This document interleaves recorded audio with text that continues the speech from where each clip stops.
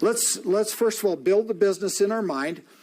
You need to look at what do you want to accomplish in this business. You want to figure out how many hours do you want to devote to the business. Some of you might be satisfied with one client. Some of you might be looking at full-time, which is probably going to be more than one client, okay? You figure an average client takes about 6 to 8 hours of work a month. So you can decide how many clients that will be by how many hours you want to devote. You need to decide how much money you're trying to earn. You need to understand, is there a particular industry, or decide, is there a particular industry that you want to specialize in? You want to figure, do you want to have a certain size of a business that you're working with? Do you want to have 5 employees or 20 employees or 50 employees?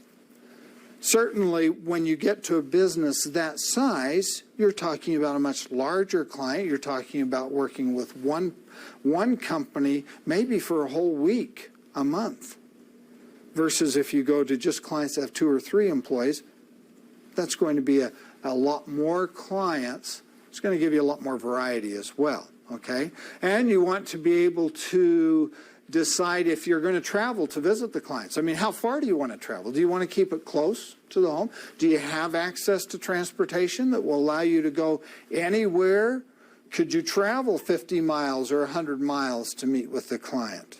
Okay? And then you want to decide how often do you want to visit that client? Daily, monthly? You know, how often. A lot of people like to visit daily. If you happen to be the type of person that really likes the social contact of being out there.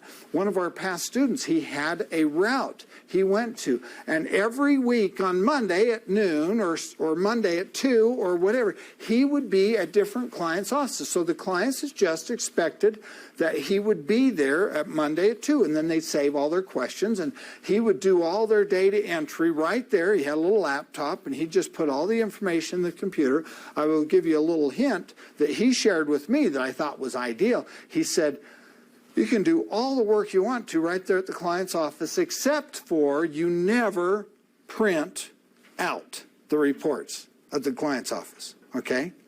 You take it home and you print it at home.